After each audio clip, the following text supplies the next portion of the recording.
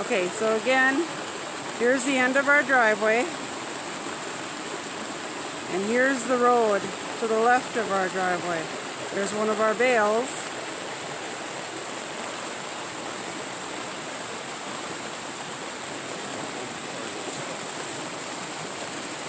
For a long way down, you see nothing but water flowing from our driveway.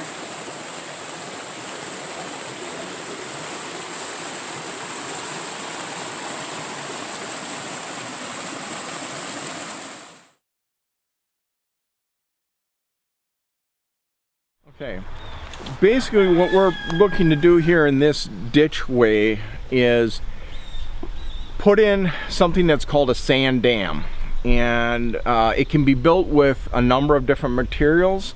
It can be built with concrete, other items that are impervious to erosion. Well, in this particular case, we want to use tires.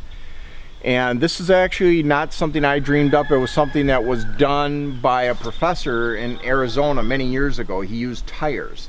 And so if you see the large tires over there, we chose to go with those because it would just be a lot less work than trying to put hundreds and hundreds of tires together.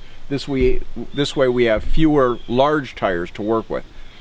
But because of the weight, we need an excavator to place them for us. So that's what we're going to be seeing today. We're going to have the Bill Lepke out, who's going to place these tires in this ditchway, which is kind of difficult to see. It's overgrown from last year when he dug the hole, but as he begins working again, you'll get a much better view of what's going on, and then those tires will be placed in here in such a way as to create a sand dam, which the purpose is to let it backfill with silt and gravel. So it's not really a dam to hold open water, it's a dam to hold sand and gravel, which by virtue of its nature will hold moisture and slowly release it. But the key factor is the tires will prevent cutting away, and thus preventing this from being opened up again by rushing water. So that's what we're hoping to see today. We will be seeing it today. And okay, so what started this whole thing is this property we have, there's a draw that runs up the land, across our property, from the neighbors and up. And since they redid the highway many years ago, they dumped off all the excess water, comes down the hillside, feeds into this draw, which comes right down here and ends up right at this point. This point is now where the township road is. And what has happened here several times in the last few years is this point gets overwhelmed with water to where it blows out the township road. And when that happens, you can't get through. So what we're trying to do is, by putting these massive tires in the ditchway and creating a type of dam, we're creating a structure that we can catch debris that in the past has actually come down and plugged up the culverts. But we're also trying to put a system in that prevents a filling of gravel and then a washing away of gravel. And that cycle continues to dump vast tons of rock and debris that blows out and plugs these culverts and then washes out the road. So if we can prevent that process, we should be able to save the road. And by saving the road, we're also saving our land going up here too from erosion, but also the destructive force of knocking out our fences and so forth.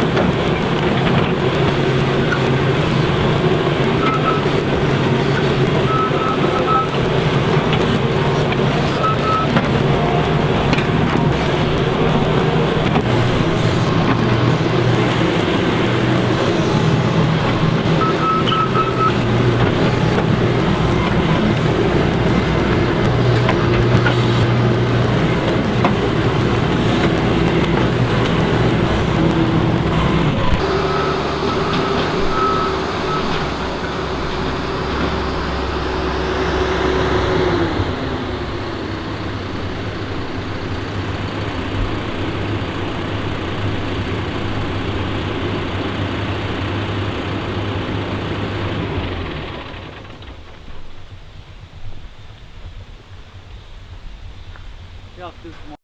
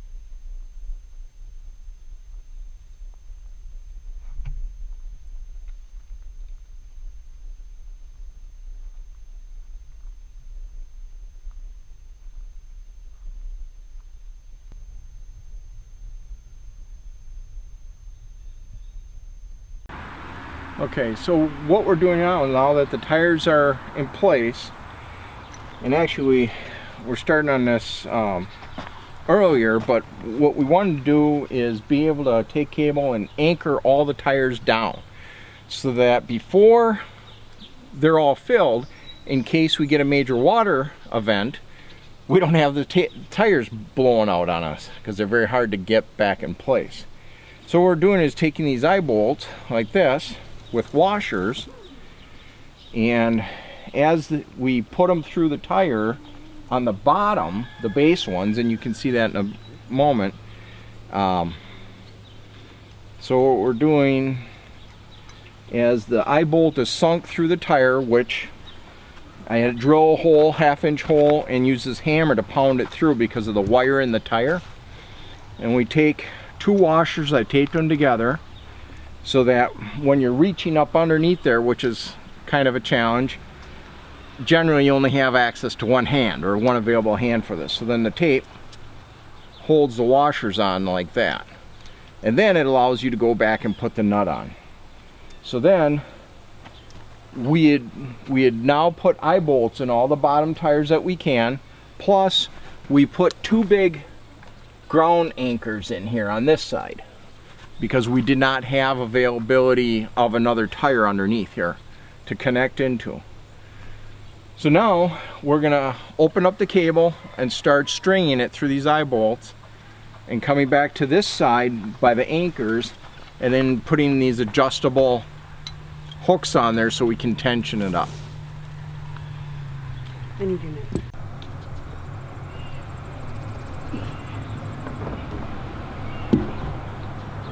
Point of information, if you're gonna smoke a chicken, give yourself at least 6 hours.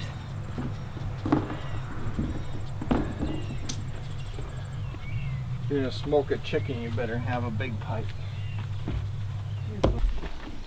Oh yeah, Germans are stubborn. But Okay. it's so funny, some of the things we talked about were the fact that Germans like to know how things work. They can watch forever trying to figure out how something works. I said, no wonder I'm always doing that.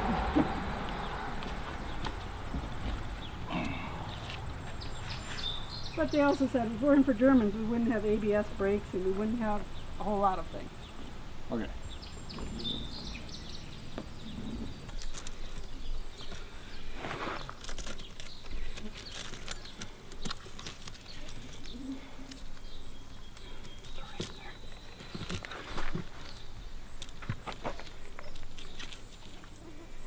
It don't matter, we can wire the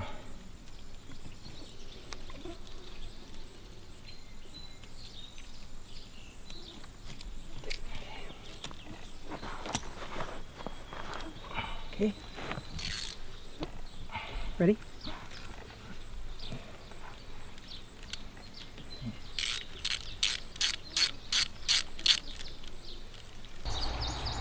It's over there.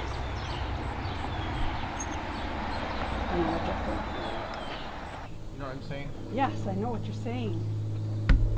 I'll cap it done.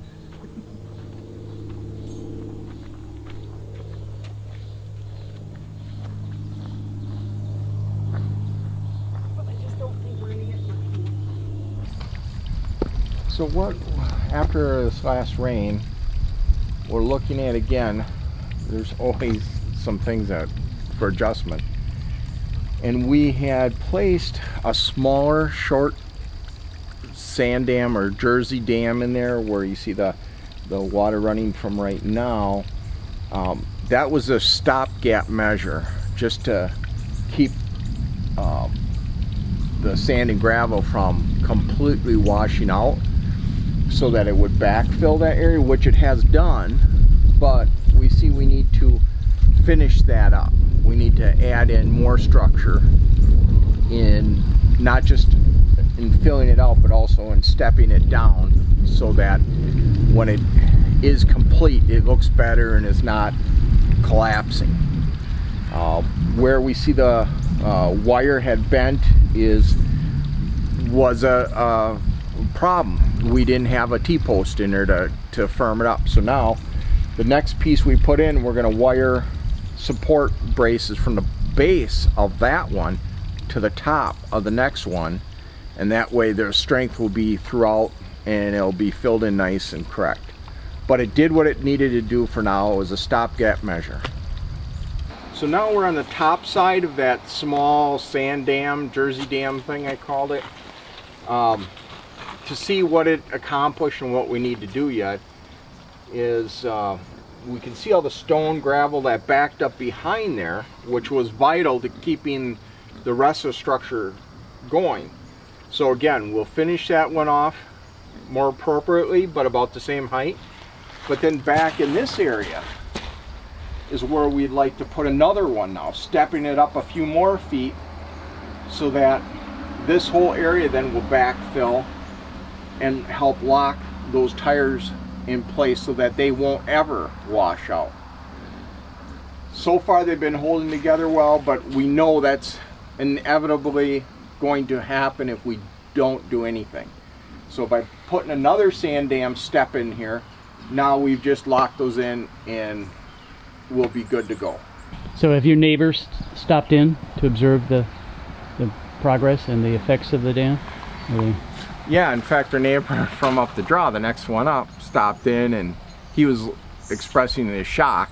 Oh, I see your system is still together, whereas his had washed out. And then another guy, he drives through here all the time, and he noticed when we had that big flood that the road itself was not severely destroyed like it had been in 2016. It was passable with a small car. In 2016, they couldn't even get through with the grader. That's how bad the road was. So people are taking note. They're seeing that it's making a difference. They're seeing its improvement, but it's, you know, step by step. If we could just do it all at once and get done, you know, but we do so much in between our work, and then we get rainstorms and that slows us down. But it at least is doing its job. It's held together way better than anything we've done before. When they hear the word SandDam, they're thinking, oh, you're going to build a dam with sand and it's supposed to hold water. And they're like, well, that's not going to work because a SandDam will wash out. Okay, well, that's not the purpose of it or what it means. A SandDam is, instead of a dam holding water, it's a dam holding sand. And so when this backfills with sand, now the intent is not to have a big wall of water. The intent is to form a bed of sand and gravel that is not going to wash out. So as the water comes down the draw, we're not stopping the water, we're not pooling it into a lake, but we're preventing it from washing out and creating a gorge. So as it comes down the draw, it's carrying rock and sand and gravel, which is filled in here. And once this is filled in as far as it can to the top of the tires, then the rest goes over. So if we build a series of these SandDams up the draw, we are going to be holding many, most likely hundreds of tons of rock and sand and debris all the way up the draw that otherwise would have washed down and been carried away. And so this not only is preventing erosion, but it's actually rebuilding your land. So now, on years where we don't have floods, which is getting less and less, but on years we don't have major floods, this area will actually sprout grass and become like pasture. And if I just run my drag through here, it will actually be a pretty nice pasture area. So that's the difference. You can actually turn this back into pasture as opposed to it being turned into a gorge that you can't pasture animals on. One of the things that happens, okay, so you've dropped a lot of rock and sand and gravel, and because the water gets spread out, it slows down and you drop a lot of debris too. And why that's helpful is because one of the biggest problems with culverts is as soon as you get debris buildup, branches, logs, anything like that, it plugs up your culvert, and then your water overflows your culvert and blows it out. And that's one of the things that this actually serves as well to help protect, because it does catch a certain amount of debris and helps prevent it from getting down to the culvert. What we're having here is we can see up the draw a lot of rock and gravel has built up, but still, because we're far enough up the draw away from our sand dam, we are getting erosion occurring. Like by this tree, it's digging away, pulling ground out from the tree, but from the roots. Okay, and then we come up the draw here and we see what's happening. We had a lane that was coming from up here down across, and that lane has been getting washed out now over the last couple heavy rains, because again, we have nothing in like a sand dam to prevent it. So again, that's why we want to put in a series of sand dams throughout this draw that will actually build up these sections and prevent them from gouging out, so we don't have to repair a lane and we don't have to refill in by the roots, tree roots all the time. And that's part of you know, what the intent was of the NRCS EQIP program, for this program to come in and smooth out the sides and all this stuff. That was the intent, to slow down the water and have pasture here. But with these rushing rain events, it just scours the bottom, scrapes it out, pulls out the topsoil, and leaves you with roots. And that's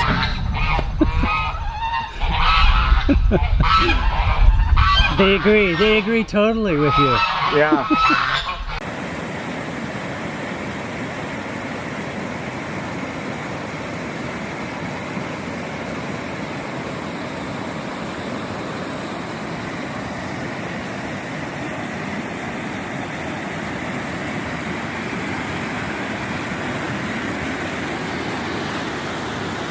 Well, this is following up on what we worked on last time. With our sand dam project, we always try to watch where the water flows, and what we noticed is when the water came to this side, it was aiming still too much toward the bank. So what we did is we built in this structure here of step system and other tires, again, legs screwing them into the next one and packing them, so that as water comes over, it hits that and it is turned back from the bank so it can't erode. So we did that, and then also between these tires where the water would flow through, we also put in another step. Again, leg screwed a tire in between these two at each of these points. That way the water comes down, hits here, breaks up, and then goes down. That way it's gonna just help prevent erosion, and then eventually, once everything's packed in, pretty much we can then start putting a cement layer over the top. But one of the things people want to know about pasturing is the whole context, the basis of it. And when you want to raise animals on pasture, it starts with the pasture. Well, we're going to take it even one step before that. To have good pasture, you need ground and substance to grow it on. And in this area we have a lot of these dry washes and ditches which continually wash out on us. So one of the things we're going to start with here is this project that we're doing, which is called a SandDam. And this is, as you can see, a structure that is holding back a lot of sand and gravel. And in this case, this is our foundation for our pasture. Because before, without this, all we have is a gully. So now we've established a pasture base. So from this point, now we can go start building a pasture. We have some cattle in our pasture mix. The cattle I use to knock down the tall, heavy foliage, and I follow up behind them with pigs. And we found that that's a good combination to have some type of herbivore or ruminant like cows or sheep moving ahead of your pigs, so that the pigs are always getting fresh, tender greens. And just to give perspective, here we are, it's October 17th. We're getting at the end of the growing season. And so what we want everyone to focus on is the pasture we have here. The amount of pasture is actually quite good for this time of year. And as far as the height of it, I'm using the cattle to bring the remaining height down, so that we go into the winter with not a lot of dead foliage built up along the fences, but rather letting the cattle finish it down, because during the summer we had a pretty consistent foot or more in foliage height. So that's a good height to keep its, Joel Salatin would say that's keeping your pasture in the teenage stage, where it's growing fast, very energetic growth. And that's the stage you want to keep it at, so it will continue to replenish through the year. But right now, as a finishing for the pasture, this is what we have. And what I want people to take note of is running hogs. You can see spots that have been worked on by the pigs, but overall the pasture has been untouched as far as turning it up. So we've been able to rotate through these pastures multiple times through the year because we had such thick, lush foliage. What I'd like to highlight about this pasture, for example, is a couple things. Here we're dealing with the challenge of, off the highway, they have a large culvert dumping excess water down, and that's what's creating this deep gouge here in the soil. So once again, I have to work on trying to figure ways to combat that. But we have channeled it to go down to a lower area to serve as a wallow for our pigs. So we're trying to not just waste the water that comes down, but to utilize it. Now up in the pasture itself, we see along the fence edge, it is bare dirt. Well, a lot of that is from the cattle that I did have up here. Because as they walk along the fence in the wet conditions we had this year, it just is soupy, and that's what it created. And again, a little bit along this side of the fence we see that as well. But overall, what I want everyone to take note of is the bulk of the pasture is very good condition for this time of year, and the fact that we're primarily running pigs through it. So that's what I want people to understand. You can run pigs effectively through pasture without having it completely tilled up, if you choose not to.